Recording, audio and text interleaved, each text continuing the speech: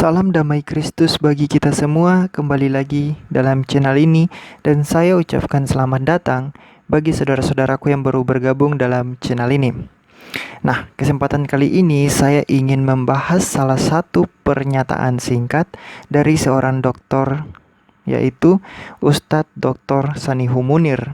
Jadi, ada salah satu kalimat opening beliau yang mungkin saja beliau gunakan di seluruh video beliau atau mungkin di beberapa video, saya juga tidak tahu.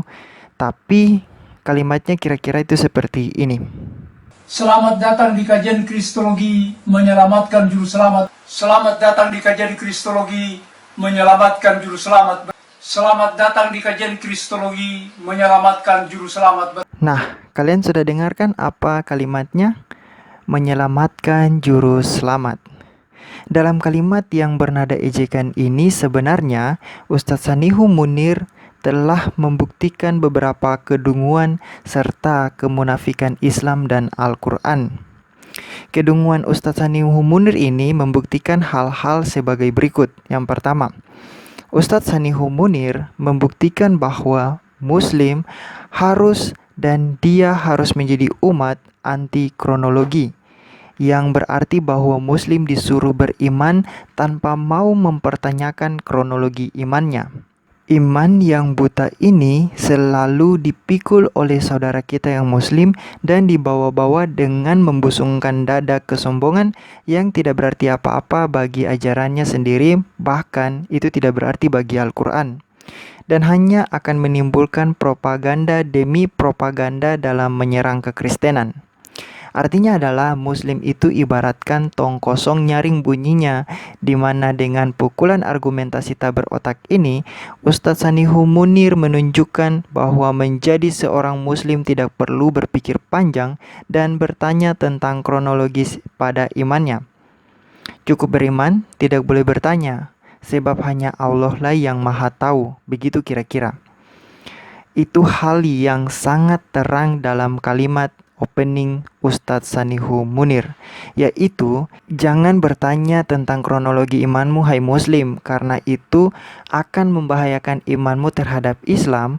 Jika kamu tahu apa yang dikatakan Quran tidaklah sesuai dengan kenyataan, maka dari itu jadilah orang bodoh. Begitulah kira-kira pesan tersirat yang terdapat dalam kalimat Ustadz Sanihu Munir.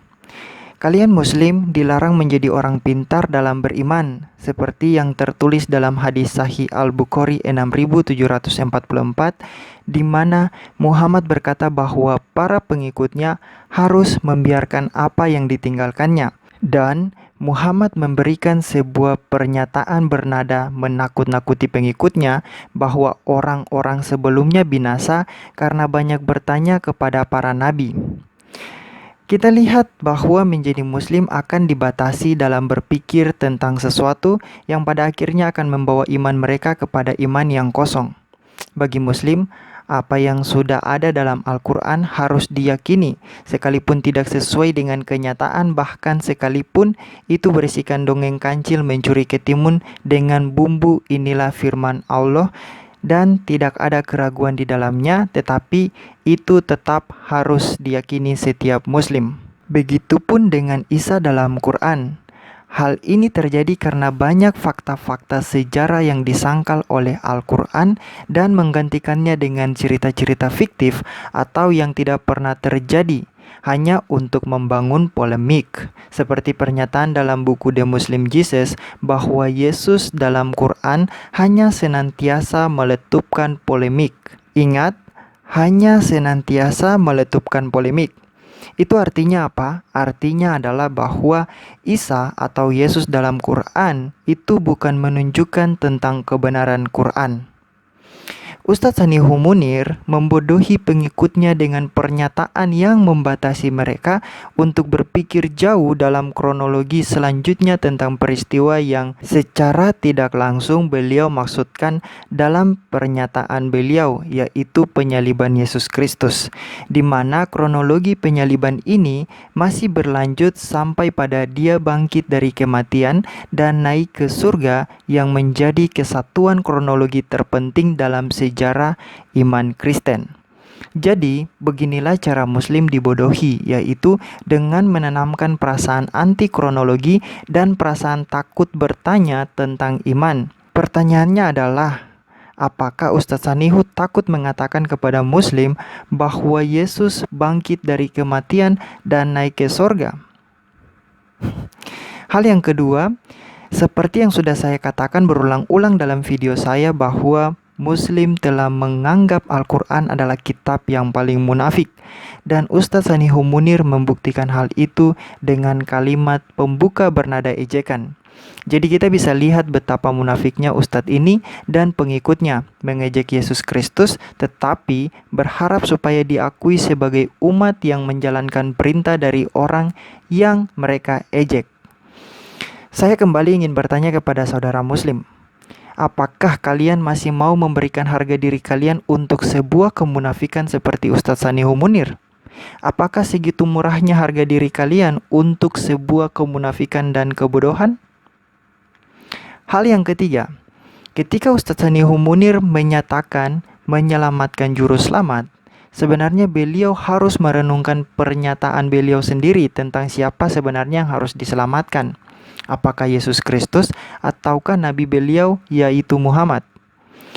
Sebagaimana kita tahu bahwa Yesus Kristus sudah bangkit dari kematian dan berada di surga. Tetapi bagaimana dengan Muhammad? Bahkan Muhammad sendiri tidak bisa menjamin keselamatan bagi dirinya sendiri seperti yang tertulis di dalam Quran surah 46 ayat 9. Katakanlah dalam kurung Muhammad, aku bukanlah rasul yang pertama di antara rasul-rasul, dan aku tidak tahu apa yang akan diperbuat terhadapku dan terhadapmu. Aku hanyalah mengikuti apa yang diwahyukan kepadaku dan aku hanyalah pemberi peringatan yang menjelaskan. Jadi kita sudah lihat bagaimana Muhammad sendiri tidak bisa menjamin keselamatan bagi dirinya sendiri. Lalu bagaimana mau menjamin keselamatan bagi para pengikutnya jika keselamatannya sendiri saja masih dia pertanyakan dan minta didoakan oleh miliaran pengikutnya?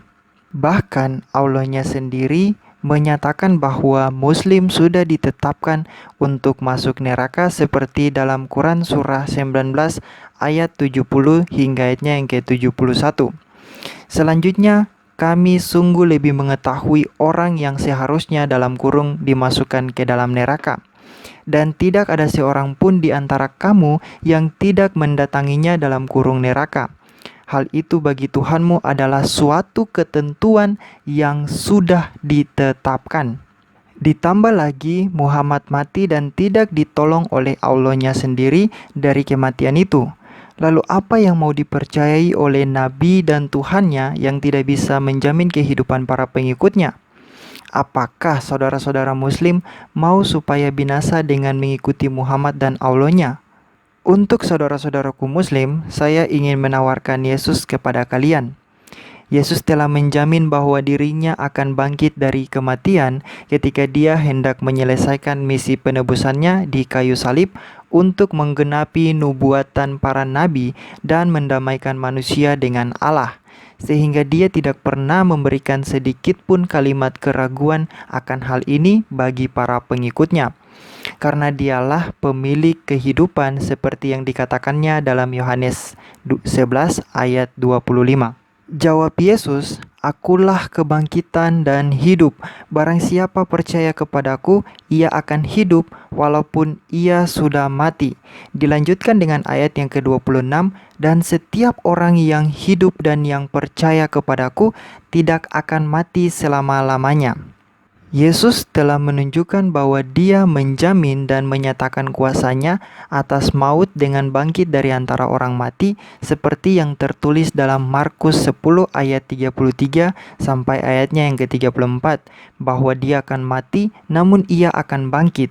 Nah, jika bangkit dari kematiannya saja Yesus jamin dan menunjukkan hal itu bagi para pengikutnya, apalagi jaminan kehidupan setiap orang yang percaya kepadanya. Yesus Kristus menjamin kehidupan bagi setiap orang yang percaya kepadanya karena dialah penguasa kehidupan ini. Itu sebabnya Yesus menyatakan dalam Yohanes 3 ayat 16 bahwa karena begitu besar kasih Allah akan dunia ini sehingga Ia telah mengaruniakan anaknya yang tunggal supaya setiap orang yang percaya kepadanya tidak binasa melainkan beroleh hidup yang kekal. Muhammad tidak bisa menjamin kehidupan kekal bagi pengikutnya dan Allahnya pun menetapkan Muslim untuk masuk neraka. Jadi apakah saudara Muslim masih mau mengikuti Nabi dan Tuhan yang menjaminmu masuk neraka? Untuk saudara-saudaraku Muslim, Yesus bersabda, "Siapapun yang datang kepadanya tidak akan dibuang, melainkan mereka yang telah menjadi percaya bahwa Yesuslah Kristus dan Tuhan, penguasa kehidupan, mereka itulah yang akan menerima kehidupan sekalipun mereka sudah mati." Silakan ambil waktumu untuk memikirkan ini sebelum kalian melangkah lebih jauh. Tuhan Yesus memberkati.